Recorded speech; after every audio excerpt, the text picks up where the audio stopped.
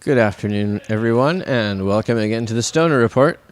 I'm Marius Stoner here at the BCMP Vapor Lounge at 307 West Hastings, and it's time for another wrap-up of the weekly news as it relates to cannabis.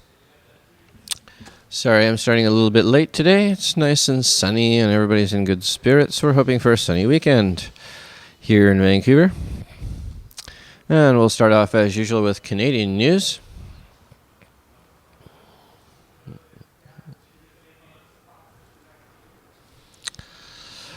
Former police officer opens cannabis lounge in Winnipeg. Winnipeg's first cannabis lounge touts itself as a safe place to light up and connect with other medical marijuana users for support. Vapes on Main, the 1400 block of Main Street, has been open for about 2 weeks to anyone 18 or older who uses medical marijuana. Stephen Stairs has glaucoma and uses medical marijuana to relieve his symptoms. He also served on the University of Manitoba Students' Union as the Students Living with Disabilities representative last year. I mean, marijuana smokers and medical marijuana users are just the same as anybody else, said Stairs. We like to sit around and talk and have a conversation about something just like we would over a Tim Hortons. Stairs hopes the lounge will be building a block towards more such lounges on the prairies. Owner Bill Vandergraaf, a retired Winnipeg police officer, said he hopes the club will create more awareness about medical marijuana use. He said he got the idea after seeing similar clubs open in Vancouver and Toronto. And yes, I've met Bill Vandergraaf. He's been here a few times, been on Jeremiah's show. Very decent fellow. Ex-cop. Yeah, very good for him. And if you're in Winnipeg, definitely go check it out. I'll definitely go to Winnipeg and check it out one day.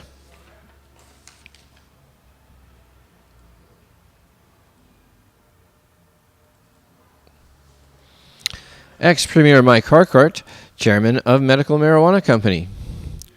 Former BC Premier Mike Harcourt has become chairman of medical marijuana company True Leaf Medicine Incorporated. He said the firm, which plans to grow and distribute cannabis from a facility in Lumby, will deal with concerns about safety, reliability, and scientific efficacy raised by new medical marijuana rules set by the federal government this year. Under the new rules, physicians will be required to prescribe cannabis.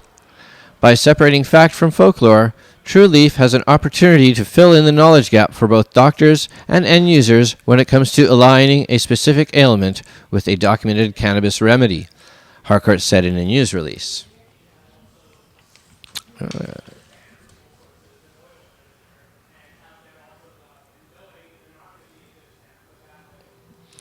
The return of the smoking room? Employers grapple with medical marijuana use. We're long past the days of Mad Men-style cigarettes in the office, but some say a looming spike in the number of Canadians using medical marijuana could force the return of smoking rooms to the workplace across the country. In an era of smoking bans on patios, parks, and restaurants, the notion may seem absurd, but those relying on marijuana to ease chronic pain and other conditions may soon be demanding accommodation for their medically prescribed and commercially grown medication. We think this is going to be a big issue, said Kasia Podetz, a partner in Ottawa's Edmund Hardman LLP specializing in employment law. There is an immediate reaction, because historically we don't allow employees to smoke marijuana in the workplace. But once you get past that and think, this is a prescription from a doctor and it must be treated like any other prescription, all the usual accommodations come into play. Employers have a legal obligation to accommodate their employees when it comes to sickness or disability in the workplace. The obligation is enshrined in the Canadian Human Rights Act as well as the Occupational Health and Safety Act and is known as an employer's duty to accommodate employees with special needs. The issue has already begun to create buzz.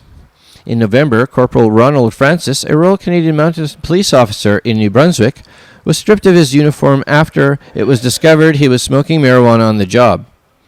Francis had obtained a prescription for 3 grams of medical marijuana a day to control symptoms from post-traumatic stress disorder suffered while serving in First Nations communities.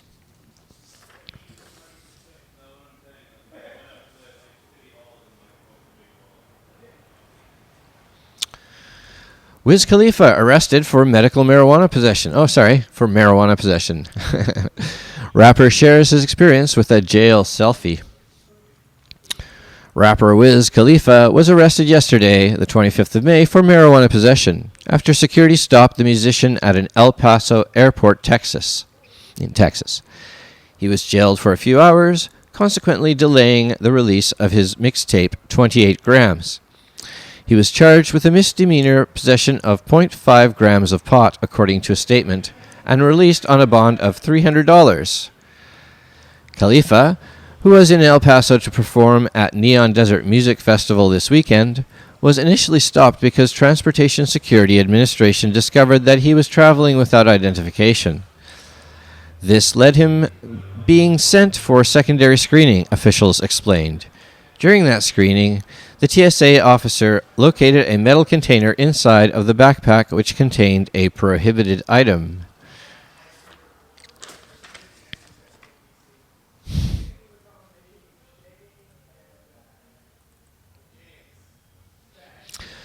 Kentucky gets its hemp seed as DEA backs off.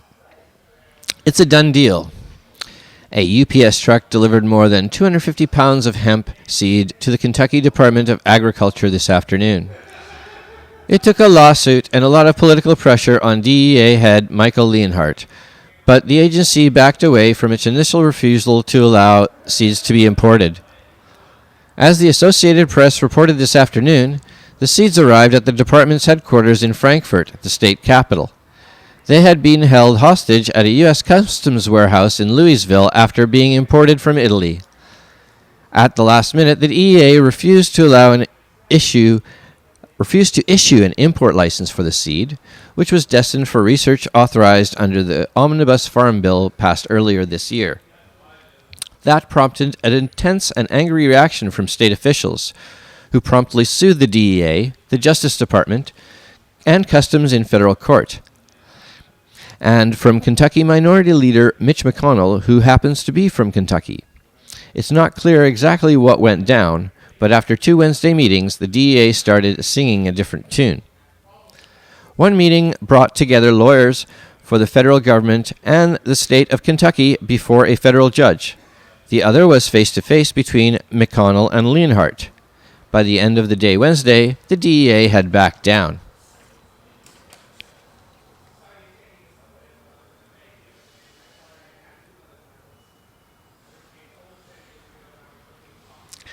When narcotics cops go rogue, a Philadelphia story.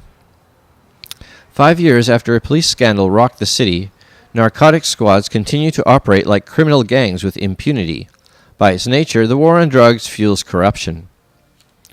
For years in North Philly, the heart of Philadelphia's heroin and crack trade, narcotic squads have exercised incredible powers among poor blacks and Latinos they patrol.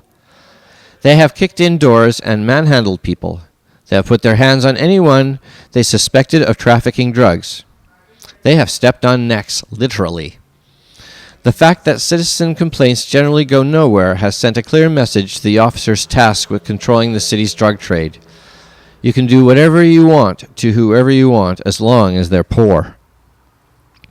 In 2008, when the war on drugs in the city was arguably at its most out of control, one narcotics squad did just that. They moved into new territory that not even other dirty cops considered fair game. They didn't push the limits of civil rights. They went totally rogue.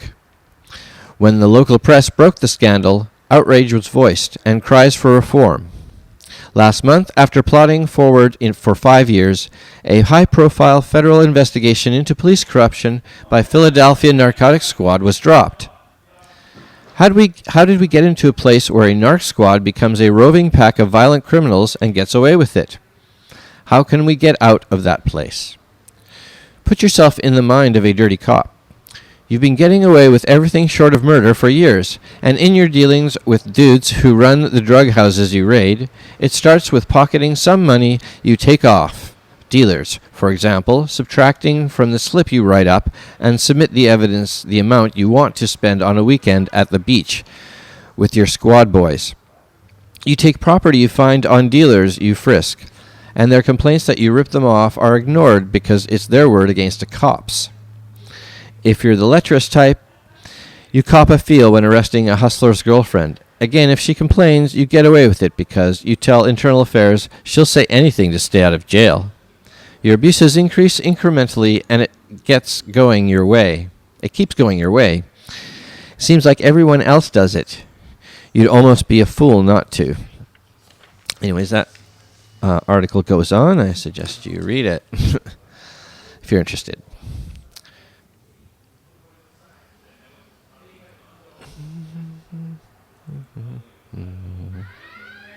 Oh. And it's 2:20. So I am not ready for a joint right now. But so it'll be a few seconds to roll it. But as I do, I'm going to find a file here.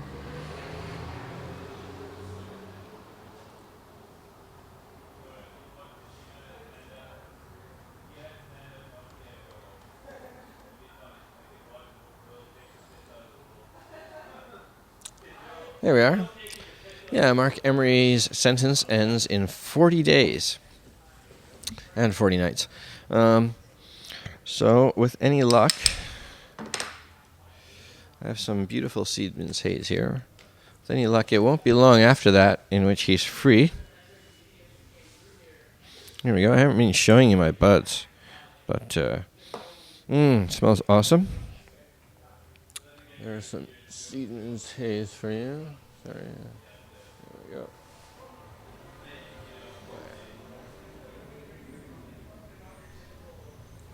Yeah. You can sort of see that, I guess. Yeah. So it's a good sativa. I've been smoking a lot of indicas. They've been kind of putting me to sleep. And sativa tends to get your mind going, for your creative juices going. So happy to have that. Yeah, so 40 days. Of course, he's going to be in Toronto first because I think they're letting him out in Detroit or something. There's only one place that you can get let out of the country, and that's there. So there's going to be a big party in Toronto when he's out, and then when he comes back here, there'll be probably several big parties here and lots of media. And but, you know, it's like just over a month now. So it's going to be ticking slowly for him, and it kind of seems to be dragging on for the rest of us. And I know Jody is looking forward to his return.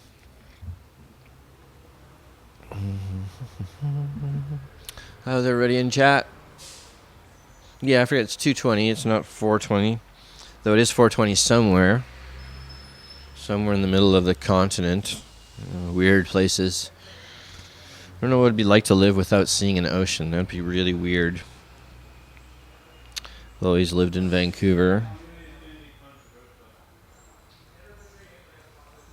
as long as I can remember.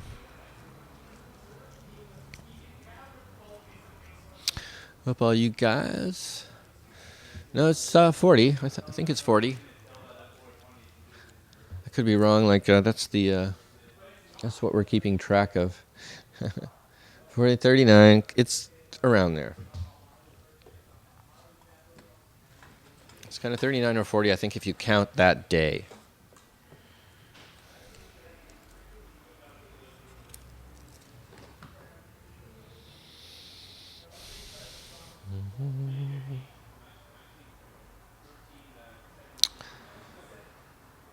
Yeah, I hope I'm not wrong. Well, if I'm wrong, then we're all wrong here at the lounge at the moment. But I don't know.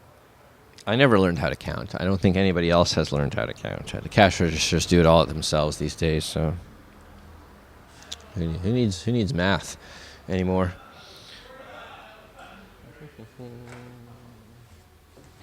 Nah, I'm just kidding. I love math and science. All right.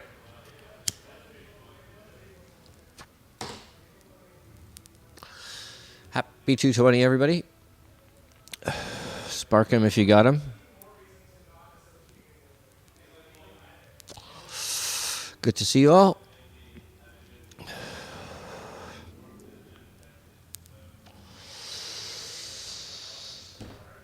And back to the news.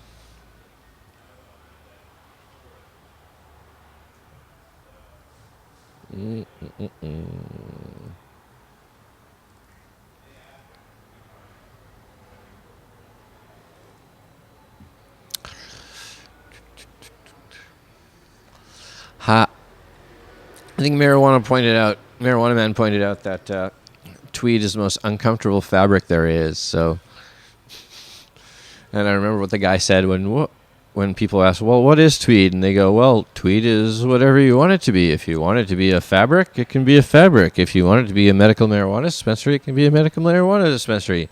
We want input from you. So I think that's a great way to start a business, is to have no direction. I mean, how could you possibly fail? So no tweed for me, thanks, but no thanks. New York State Assembly passes medical marijuana legislation.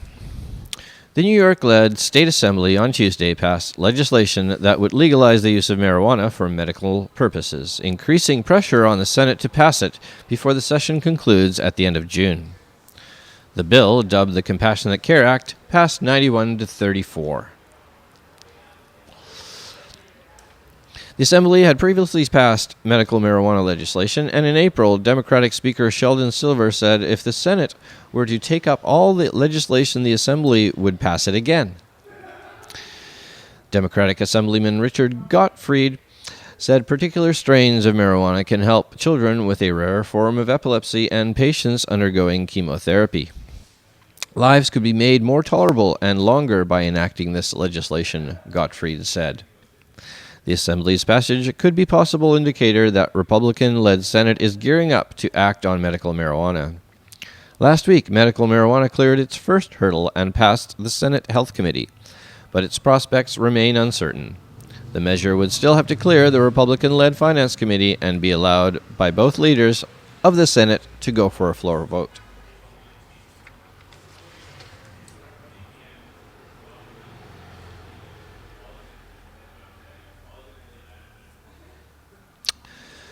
Governor Dayton signs medical marijuana bill into law.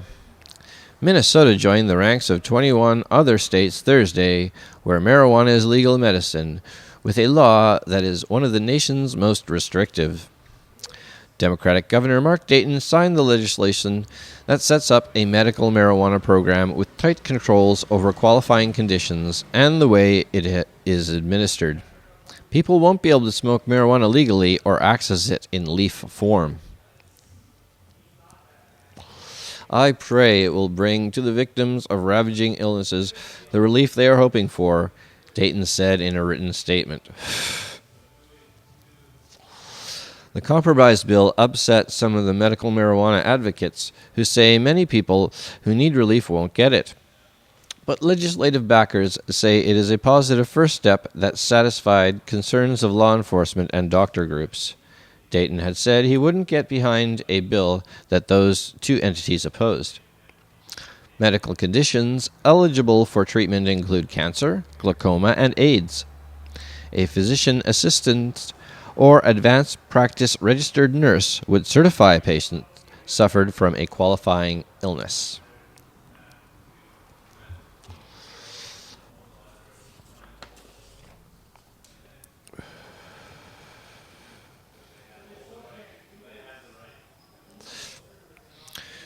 The FBI's cyber war problem. The hackers they most want to hire love to smoke weed. Now the agency is grappling with their marijuana rules. The Federal Bureau of Investigations needs to hire cybersecurity specialists, aka hackers, to keep up with the ever-shifting online world and battle the underhanded criminals of cyberspace. The problem is that the FBI doesn't allow its employees to use cannabis, and that's a deal breaker for most hackers. In addition to the general illegality of cannabis under federal law, official agency policy requires FBI workers to have been completely weed-free for at least 3 years. FBI Director James Comey said in a Wall Street Journal blog post that the kids he needs to hire sometimes we want to smoke weed on the way to the interview.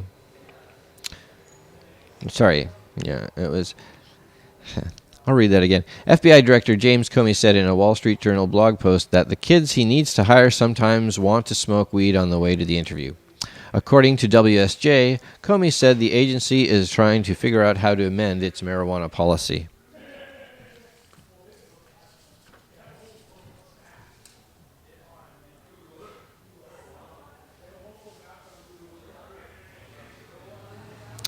Dabbing butane marijuana hash oil is not some dangerous new fad.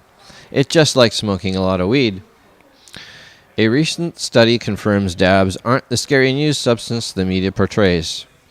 Butane hash oil, dabs, an intense cannabis concentrate processed into a viscous oil, is no more dangerous than other forms of marijuana, according to a recent study published in the Journal of Addicted Behaviors. The finding runs contrary to the alarmism that has pervaded most of the media coverage around butane hash oil. Plenty of media outlets looking for a good headline have found that dabs make for a scary thing the kids are doing these days story. That story is made easier to sell since every now and then a DUI home hash oil attempt will explode in flames. But while its production might be risky, actually inhaling butane hash oil is no more or less dangerous than smoking a lot of weed, which is not particularly dangerous. In fact, since the oil is vaporized, not smoked, it's likely less potentially harmful to the lungs. Analysis revealed that using dabs created no more problems or accidents than using flower cannabis, the study concludes. It also notes that participants did not report that dabs led to higher tolerance and withdrawal, which makes sense, given the higher dose generally involved with hash oil. These results will be a relief, but probably not a surprise, to anyone who owns a vape pen, a popular new smoking tool which amounts to a hash oil-filled e-cigarette. Yes, even Oprah has a vape pen, and she uses it for cannabis to treat her glaucoma. Dabs can be super potent, boasting THC concentrates up to 80%, and it's understandable that people would be cautious on the honey-like substance. The method of ingestion often involves heating up a nail with a blowtorch, so that the oil vaporizes on touching it, then pulling the smoke through a water pipe. This gives the oil the look of a harder drug, and some cannabis activists have fretted that the whole thing gives the plant a bad name. Adding to the issue is that occasionally production of dabs can cause explosions in the makeshift facilities people set up in their homes. And yeah, it can be dangerous using butane.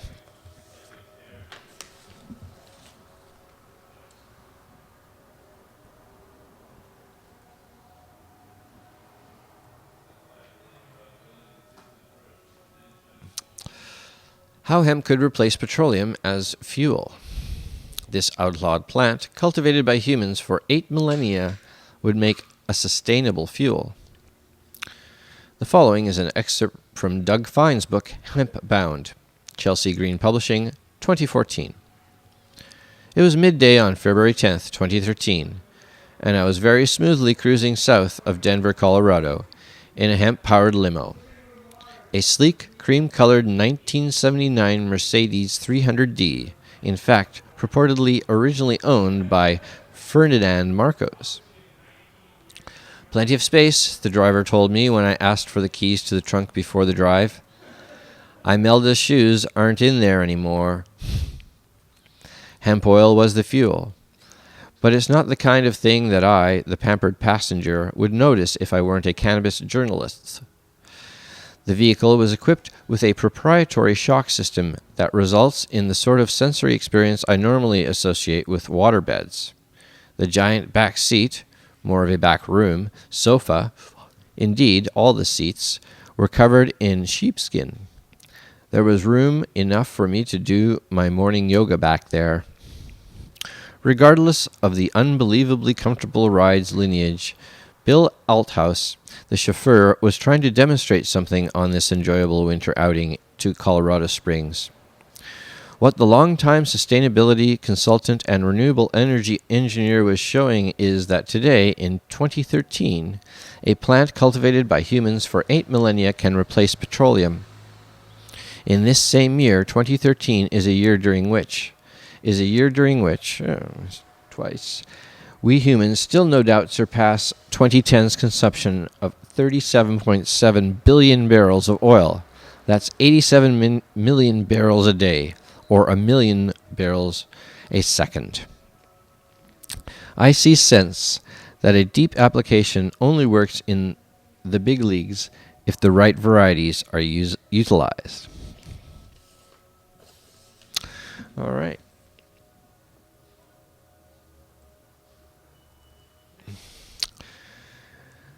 And that was the Stoner Report for this week. Thanks again for joining me. Come down and visit us at the Vapor Lounge at 307 West Hastings in Vancouver.